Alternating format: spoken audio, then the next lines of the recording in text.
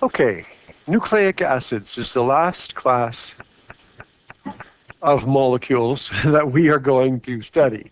Not the last class ever. It's the last group of molecules. And so we have to look at their building blocks first to see what they're made of.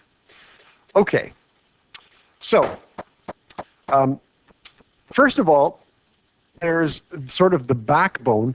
What I'm going to do is I'm going to draw this traditional picture of DNA that we sometimes think of, this twisted ladder shape. And what we're going to first do is assemble this backbone. We're going to sort of blow this up and have a look at what it looks like chemically. All right, we'll move this down. In order to do that, we need to introduce ourselves to yet another sugar. So I'm going to draw this sugar. It's a 5-carbon sugar, so it looks kind of like fructose, but it is not. Okay, I'm going to pause and fix the smartboard. Okay, so I erased it. I'm going to draw it again, that ribose.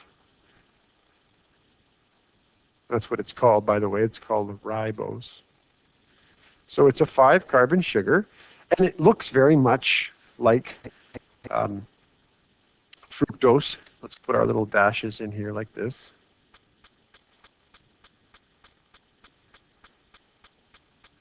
Okay. Now, it has a CH2OH on here. It has an OH down here at the bottom. And an OH right here on this bottom. And then at the top here, we have C. Just going to double check that. I think those are both just H's on that side. So we'll just leave it sort of in that form. All right, so we need one more H over here with an O like that. So that looks good. And this sugar is called ribose. Notice how it ends with the OSE, ribose. Now what's interesting is ribose can take a slightly different form, which I will draw just over to the side here. Let me just put a line here like this. But draw your attention to this little spot right here. This very same sugar can occur in this form, where it has CH2OH up here, an OH, just an H there, eraser,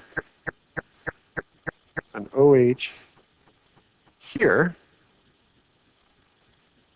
the OH here, everything the same, except in this spot, there is just an H. There's an oxygen missing.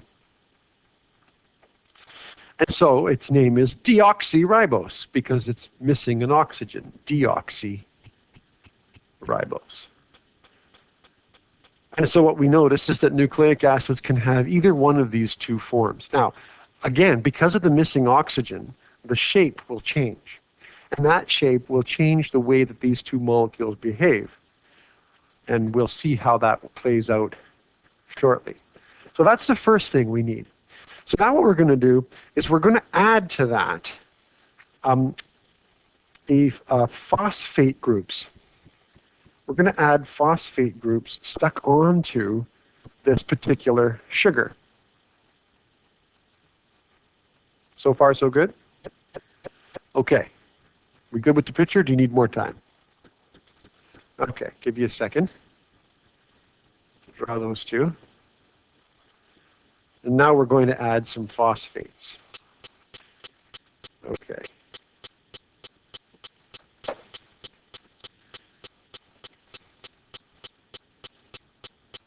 All right, ready?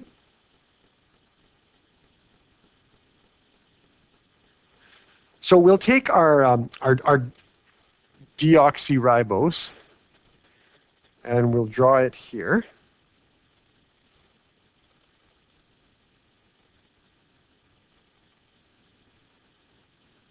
in our sticks.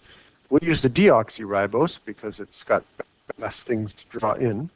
There's an H and O on this side, but the other one is missing the H and O. See? Missing. So the H is there, not the O. Okay, now you'll notice that up here there was a CH2OH. That CH2OH at the top is a bonding site. You'll notice that these OHs are bonding sites. And so what can happen up here is a bond can form with phosphate groups. So what happens is we get our, whoops, come on, smartboard. What happens is we get, there we go, we get our, I don't know why that's not working. It's moving, it's not, now it's working. Okay, so I got to go back up here. We get our CH2, but the OH is missing because it's forming a bond. And the bond it's forming is with a phosphate. I'll put it in green just so we can see it differently. There's the O, there's the P, another O, and the double bond O, like this.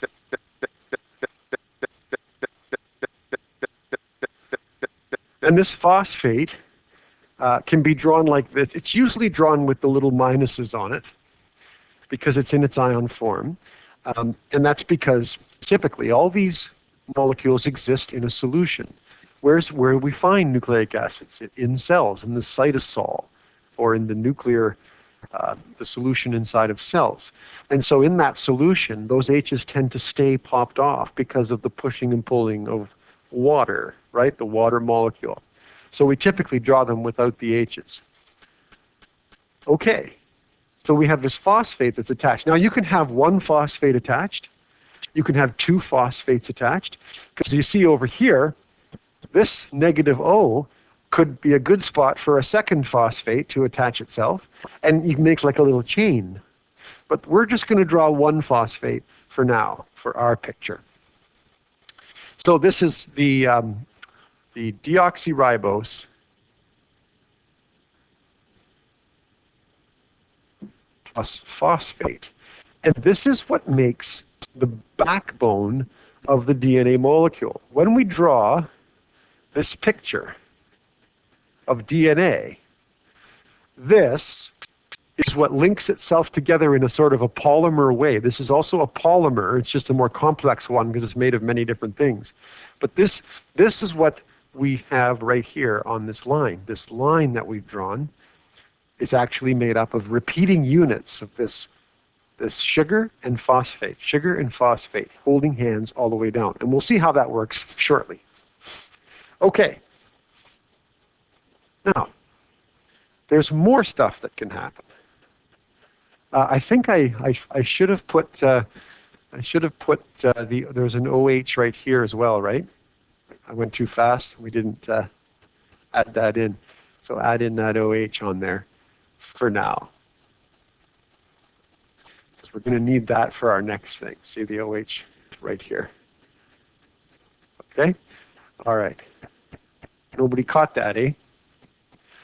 Okay, now that OH, of course, is the spot where something else can join to this. So this OH now is going to be the bonding site for yet another molecule.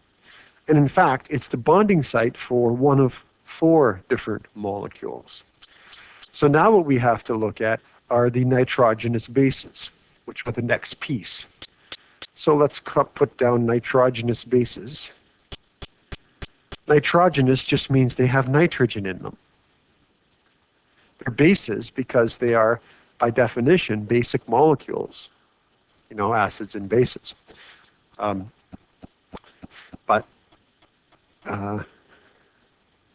Yeah. So let's first write their names. You know their names: cytosine, guanine, adenine, and thymine. Actually, there's one more, uracil. These are the 5 possible nitrogenous bases.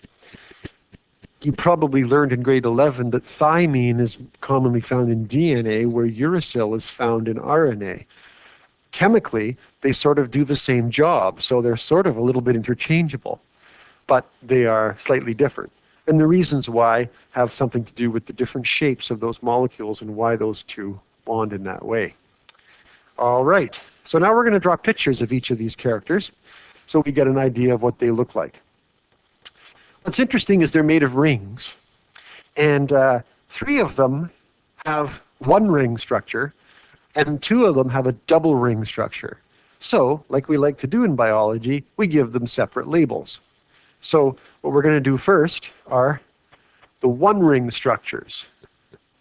Let's just move this all the way down. Okay, so one ring structures.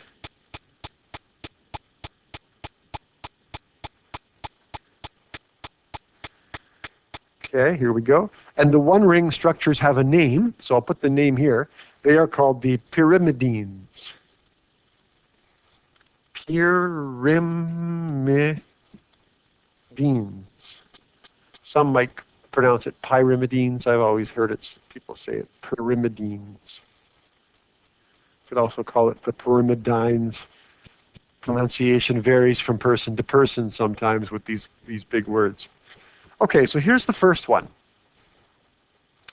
Now, this is a little bit different because it has nitrogens in it. So we're going to put a nitrogen here, and then we can make a 6-carbon, or well, it's not a 6, it's a 6-sided shape, and it's got another nitrogen at the bottom. And I missed. Yeah, let me just clean that up. It's okay. It's just that it's off kilter. I have to leave a little room here for this nitrogen. Okay, so back to our pen.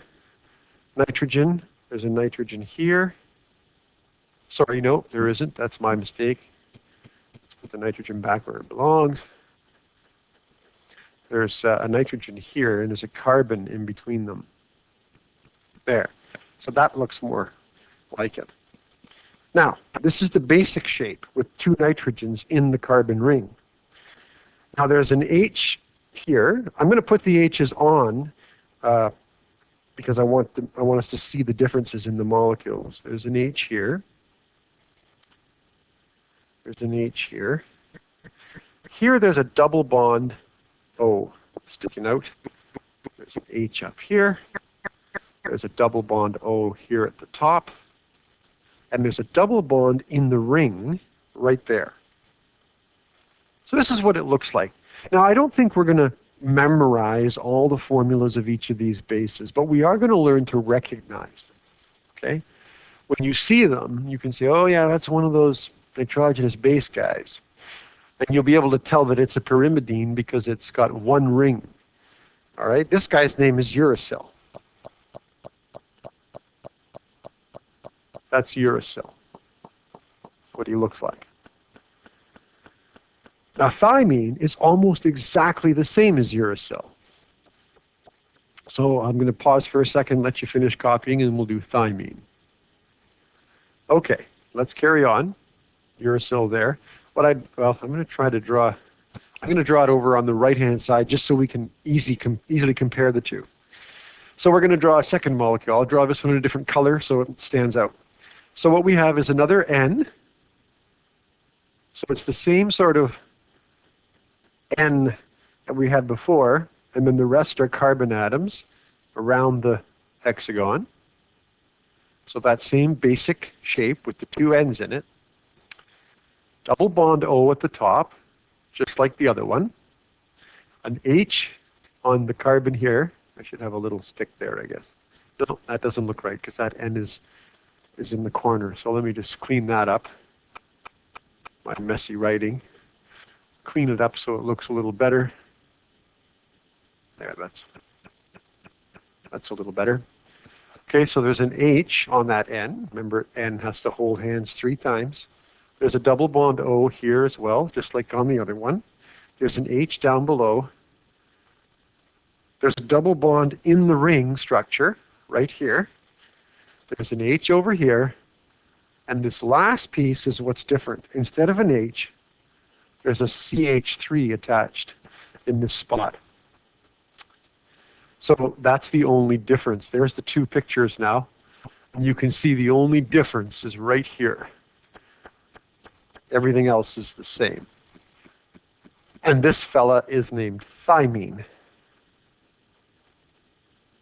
So you can see how chemically it would behave very similar to uracil, because it's got almost the exact same shape.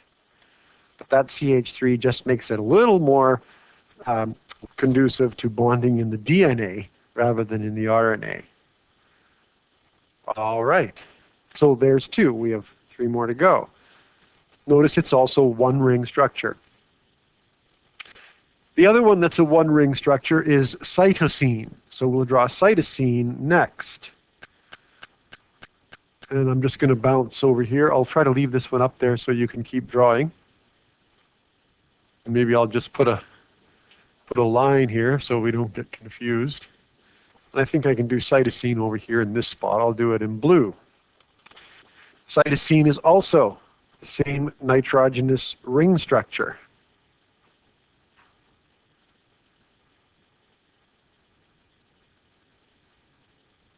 So there it is, the carbon-nitrogen ring structure. It has some similarities, but actually there's quite a few things that are different. There's a double bond O on this corner, which is kind of the same. And there's an H over here. And there's an H down here. So those look relatively similar. There's an H up here, but this time the difference is right at the top. There's an NH2 at the top, which is different from the other two. And there's a double bond in the ring here, and the second double bond in the ring over here. And so this is cytosine. Cytosine. So it's very similar in shape as well, but just a little bit different. The NH2 at the top, in particular, makes it different. And the extra double bonds and the lacking of that hydrogen on the left side makes it a different shape, and it does something different. You'll recall from grade 11 that these bases interact with each other in a very specific way, right? Cytosine and guanine, and then adenine and thymine, and that, again, is because of their shapes. Okay, so those are the three pyrimidines, the one-ring nitrogenous bases. And they're pretty easy to recognize because of the basic pattern that they all have.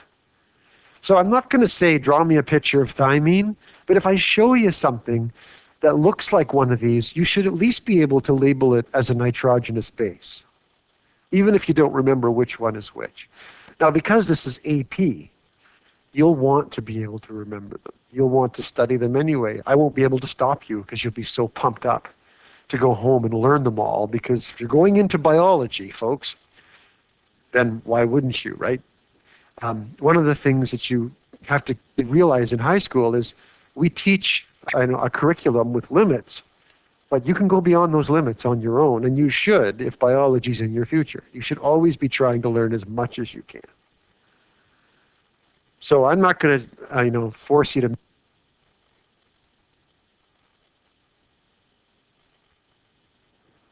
Okay, battery's back on, microphone working. All right, now the next group are the two-ring structures.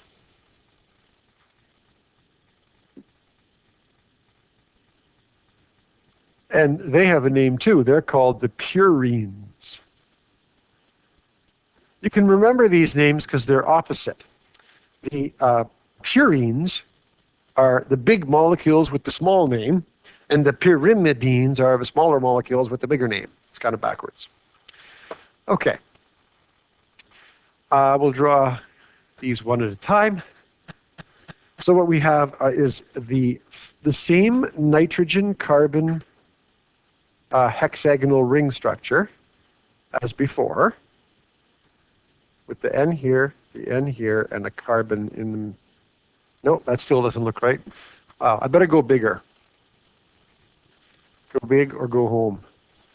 Otherwise it gets all messed up. So let's do the N, If I do the N and the C first, then it tends to work out better. Okay. Okay, so there's my ring structure with the two ends in it. Now, attached to this is a pentagon shape with an N in this corner, and right below it, there's another N sort of here, and then there's a carbon over there. So there's more nitrogen in this side. There are double bonds within the rings, one here, one here, one in the middle, and one over here. So we'll put those in.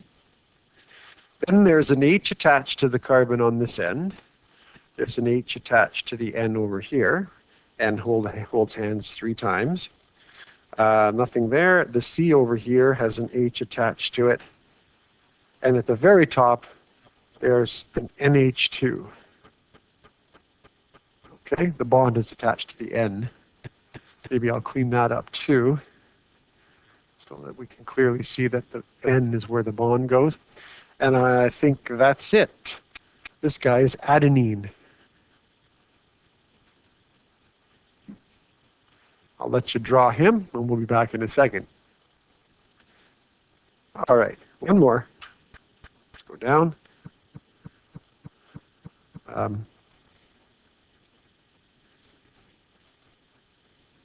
Okay, so again, the nitrogenous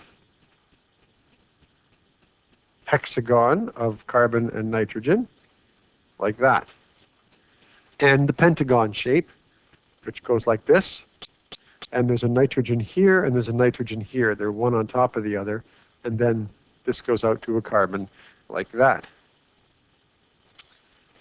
There are a couple of double bonds here. Nope, something's messed up again. I always do that. Eraser. It's this one. Let's fix that. The N is in this corner. I keep drawing the N as if it's on the side. There has to be a carbon in between those two. So that looks better. And that's because that carbon has something attached to it. It has an H2N on that side.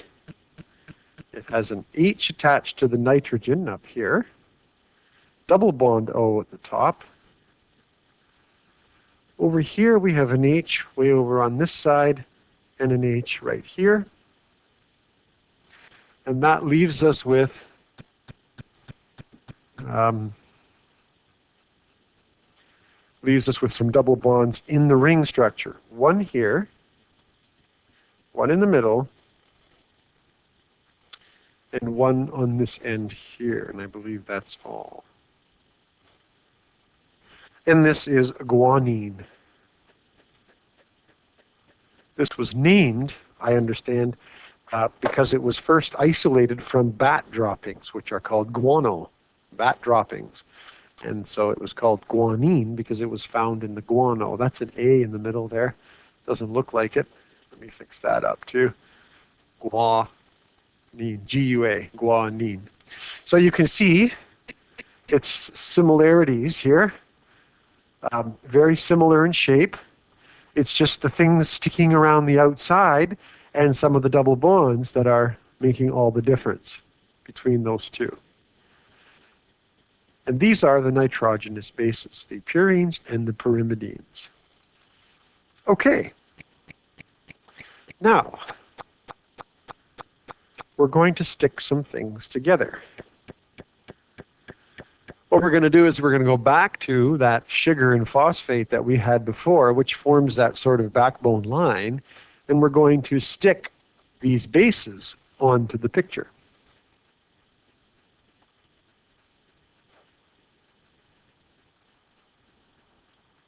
All right. Not yet. We'll pause. All right. So now, what we're going to do is we're going to draw a sugar. We can draw ribose or deoxyribose. It doesn't matter. So let's draw that sugar unit, which is the pentagon shape, sugar. We'll get practice drawing all these. We'll draw this like this, and then this over here. So we have our CH2OH, and we have an HO here.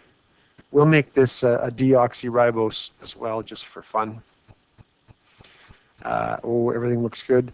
Okay, so now watch this. I'm going to have to erase a bit to make some more space, because we got to kind of go up here. Hopefully you have enough space in your notes, okay? Okay, so we're going to take guanine, and we're going to attach it.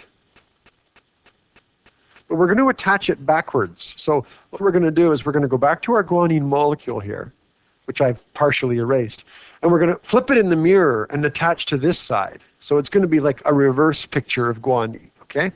So it's going to look a little weird, but don't be fooled by that.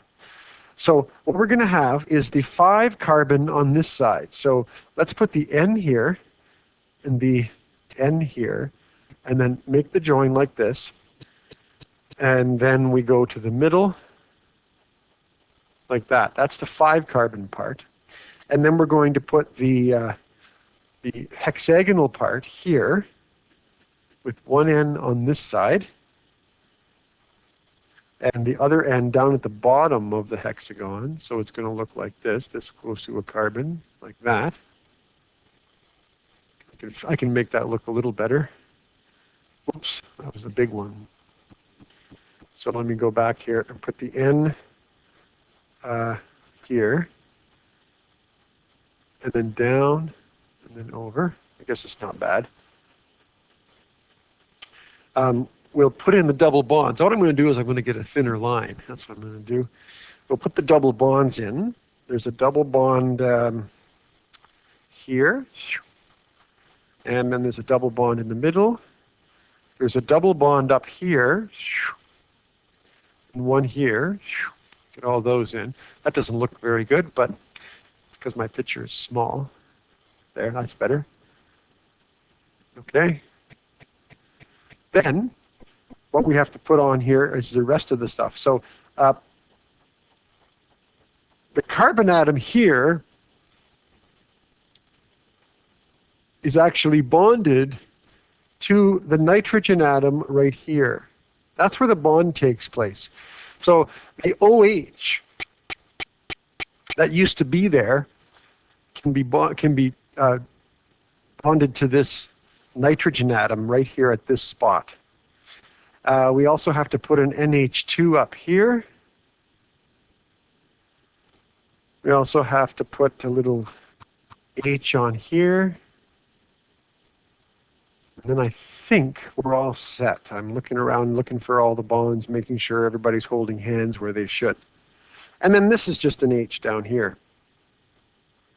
So we've joined the sugar, the deoxyribose, with guanine. And of course, we could join any one of the nitrogenous bases in such a way. They all have this nitrogen ring, and they can all join. The pyrimidines would join slightly differently, but it's not critical for us to do every possible combination.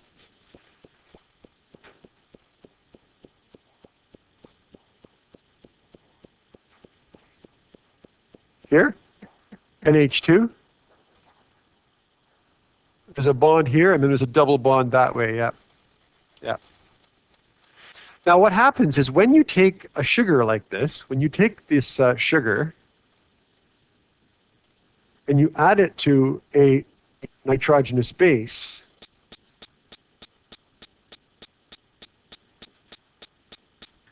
you get a complex molecule which is called a nucleoside. A nucleoside. So a nucleoside is the joining of one of the nitrogenous bases with one of the sugars, either the ribose or the deoxyribose. Okay, so our next picture then is going to be the exact same picture, or very similar, except we're also going to add the phosphate group over on this side and have a 3-molecule joining. Okay? Pause for a second. Okay, Now let's draw the whole thing, the big picture, with the phosphate group attached. So I'm going to start sort of in the middle of the page, a little bit, because we have to go a little bit left and a little bit right from this central picture. So let's draw, I don't know. Well, let's keep it all the same, so when you're studying it, it doesn't look different. Oh, here's my 5-carbon sugar. My 5-carbon deoxyribose. And I'm just going to make that a little bit higher. And I'm going to make this a little bit higher. I've extended these lines a little bit longer just to spread it out a bit so the picture doesn't get too crazy. So we need our OH right down here. So once this sugar gets bonded on both sides, it only has the one OH left. If it was ribose, it would have the other one in the spot right next to it. But this we use deoxyribose. Okay? And let's just we'll draw adenine again sort of on here. So we need a nitrogen right here, and then we need a nitrogen up above, and we need to go like this, and we need to make this sort of a pentagon shape, like that. And then we need to make a hexagon from there, but we need a nitrogen on this little spot, and a nitrogen down in the bottom spot. This time I won't mess up the square. Good. I think I'll switch to my thinner line here. And again, we need to put some double bonds in. One here, one here, one in the middle, and one over here. We can put an H on the end of this to finish it off. And at the top there, I'm going to squeeze an NH2 in. I got to go up a little bit. Right here, NH2. And that looks like everything we need for that part of the molecule. Oh, nope, there's an H over here too, right? Because that carbon needs 4 hands. All right.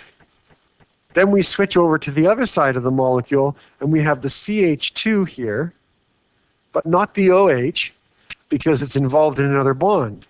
It's involved in a bond with the phosphate. So I'll go back here. And so this C is bonded to an O, which is bonded to the P and an O, double bond O like this, and an O like this.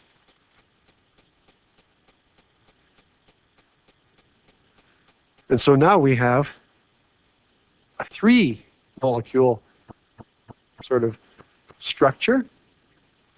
It's made of a phosphate, one of the, we call them the pentose sugars, and one of the nucleotides. Question? Yes.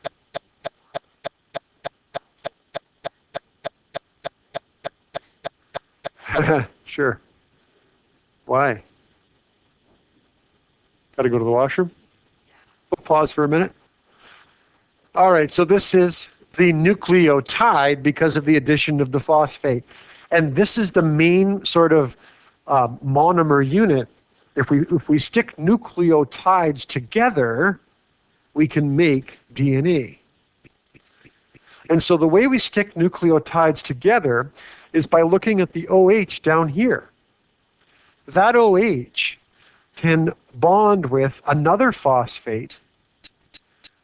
And I'm just going to, rather than draw it all in, if I bond with a phosphate here, there's the cross shape of phosphate, then I can have another sugar unit attached here, that's supposed to be a 5-carbon sugar, with yet another nitrogenous base up here. So just drawing little shapes, you can kind of see how this cross shape here could be added in down here at the bottom by bonding with the bottom of the ribose sugar.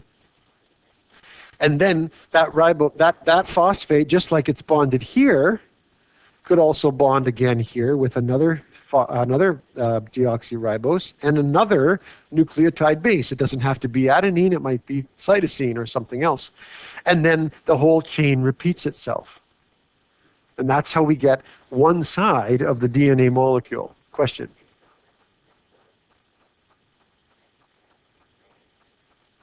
It's got a nitrogenous base, a sugar, and a phosphate now. Okay? Okay. So to see the picture of this sort of without drawing crazy, crazy pictures of molecules, here's what I'm going to do. We're going to use shapes. We're going to represent the phosphate as a little cross shape because that's what the molecule looks like. We're going to represent the sugar as a pentagon because that's what it looks like. And then the nitrogenous bases, we're just going to sort of put a circle like this, and we'll put their names inside, whatever they are. So we're going to use a cross, a pentagon, and a circle to represent these complicated molecules to see how they fit together, so it's not quite so complicated. Fair enough? Okay. So far, so good. So, actually, I'm going to use the picture that I have over here that I like better. Well, you know what? Maybe we'll try drawing one just for fun, and then we'll take our break. So let's try drawing 3 of them stuck together. I'm going to have to draw a little smaller, so I'm going to have to switch to a very thin line here and make these pictures relatively small. So I'm going to start up in this corner, and I'm going to draw the phosphate. O, O, O, O. And these would be the ionized sides. And then what I'm going to do is I'm going to go over here like this to this CH2. And I'm going to come down like this.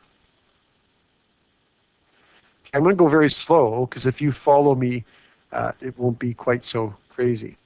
Now I have to draw the sugar.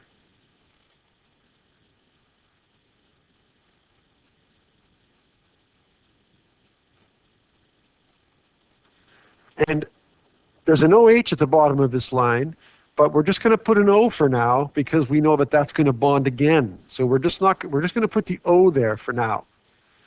Okay? Then we have, now this particular picture I have here is just ribo. So I'm going to put the OH in. And don't be confused by that. Sometimes it's there, sometimes it isn't. This is now a ribonucleic acid or an RNA that we're drawing. Okay, and then up here we have an N, and we'll put one of the simpler 6. There's an N on this side. We'll put one of the simpler ones in here so that we're not drawing too many crazy things. Double bond O, double bond here, double bond O at the top. I'm going to have to squeeze up a little bit here. And a CH3 right here. I think that gives us everything we need. There'd be a little H right there too we can put in. If we miss an H or two, it's because we often don't show them.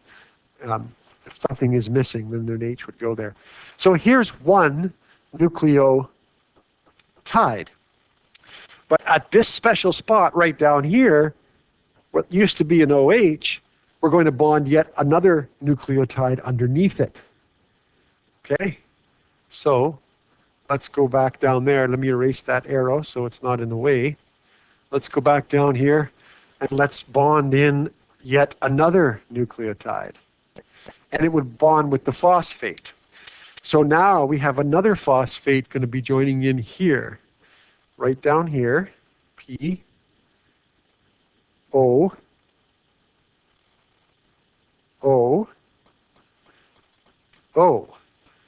And so now we're just going to go, if you look at what happens here, we're just going to repeat that attached to this O.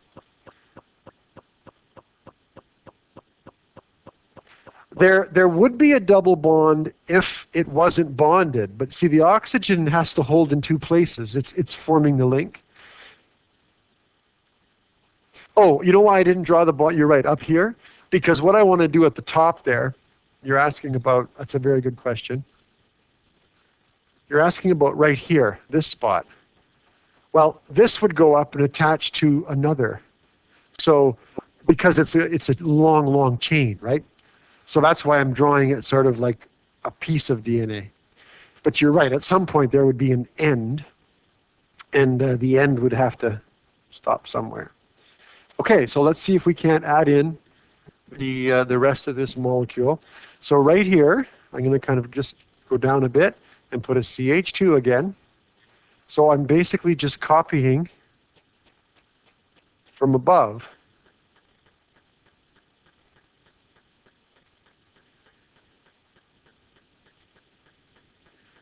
Copying from above, and then at this spot, there would be yet another one, another nitrogenous base. So N, and this one I've chosen is one of the bigger ones.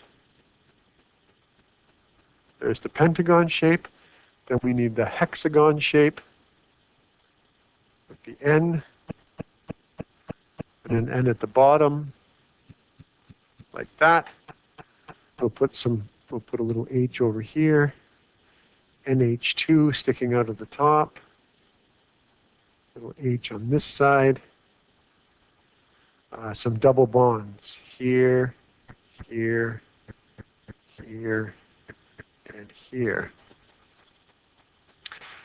So you can see how we now have another one attached. All right, and I won't do a third one because it would just attach again. So we have basically this large piece right here that repeats itself over and over and over. The only difference is it could be a different nitrogenous base. The bases don't have to be identical. But the sugar and the phosphate are. Okay, I should have also put in a couple of things down here just to finish the picture off. I need to go down a bit. There's an OH here, if this is, oh, we're in green here. There's an OH there. And then this right here would go down to yet another phosphate. So we'll put an arrow to another and would join the whole thing again. Yes, I can go back up. There. That gives you most of it. I'll pause and let you copy it all. Okay, so we're back. I'm going to make a small change at the top here. I realize that this is thymine, and this is, we've chosen ribose sugar. So let's just leave this as an H right at the top, and then this would be uracil, which doesn't have that little CH3 on it, and then it would make more sense. We'll change that H at the top there, right there. But everything now is as much as we need to see how the nucleotides in the green sort of squiggly outline there can bond together one after the other, one after the other. We can put another one in on the bottom and just keep on going. And so this structure here that would keep going down, that's the backbone, that's the DNA line. When we draw our DNA molecule, that red line of molecules is what this line represents. It represents an alternating phosphate sugar in a sort of a kinky, bent thing all the way down. And then you have here the nitrogenous bases all the way down, which represent, when we draw our little letters in here, G, C, C, T, A, that's what's being represented by that. So now what we'll do is we'll draw a bigger picture, and we'll use our little squares and crosses and things, just to make the whole thing a little bit easier to see the polymer of it. So to do it simpler, we'll simply do like this. That'll work, that'll work. Okay, we'll draw a little cross, which represents a phosphate, right? And that cross is attached to a ribose sugar. So we'll draw a little pentagon for the ribose sugar, and that sugar will have attached to it a nucleic acid. Let's call it uracil. U for uracil. And then attached right here, there will be another phosphate. And that phosphate will have attached to it another ribose sugar, the pentagon shape, which will then have attached to it another nucleic acid. Maybe it's guanine. And then right here we keep going down, so you can see with these shapes, it's a little bit easier to draw. We start to see the way the molecule would. Then we could put, maybe there's 2 guanines in a row. It's like Bob Ross. You can have whatever you want in your world. Another phosphate attached to a sugar.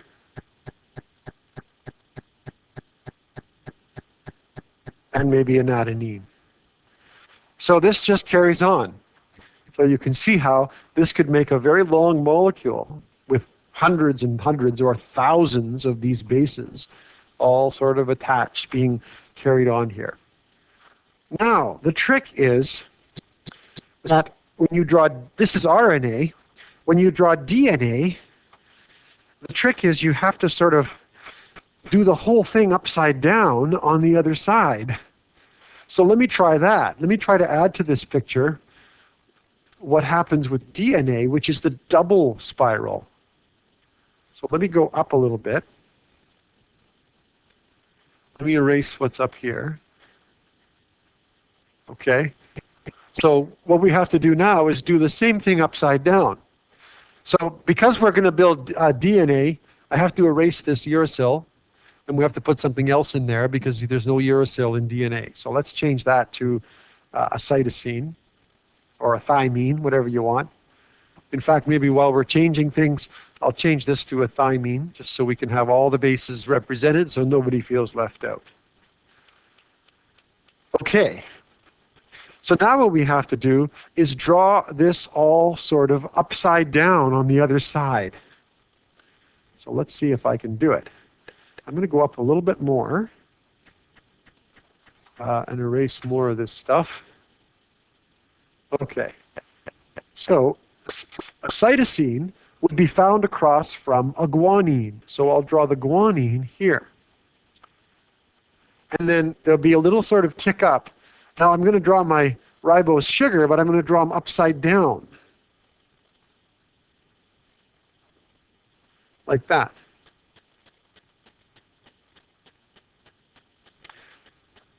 Over here, this would sort of be an arrow that would go on to the next one.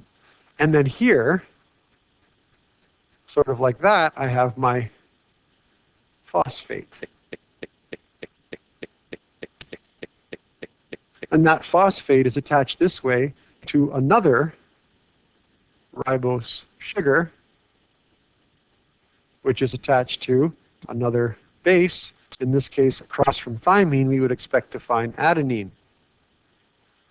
See how complicated this molecule is.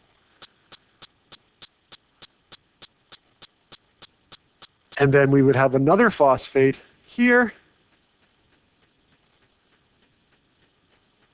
And this phosphate would then be attached downwards to yet another pentagon shape, which would then be attached to a cytosine. I'm a little bit tight there.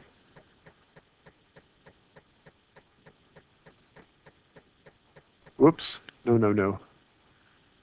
Don't want that. Yep. As soon as I'm done, I'll be done here in 2 seconds. One more little thing to add here. Let's put one more phosphate. And then the phosphate is attached to yet one more little pentagon, who's attached to one more base, and that would be the thymine. There. So that's what the DNA looks like. Now, the question, of course, is what holds the 2 strands together? In between here, there are what we call hydrogen bonds, which are bonds, weak bonds caused by the differences in charges. The differences in charges on those molecules. Basically, there's nitrogens in there, and there's some polar covalent bonds pulling and causing slight distributions in the charge, the negative charge, of where the electrons are. And so that's what DNA sort of looks like. And that's the ladder shape of DNA. And then, of course, the whole thing has a twist, which is difficult to draw on the board, but it looks sort of like the twisted ladder shape. And we'll stop there. That's sort of basically the end of nucleic acids and their structures.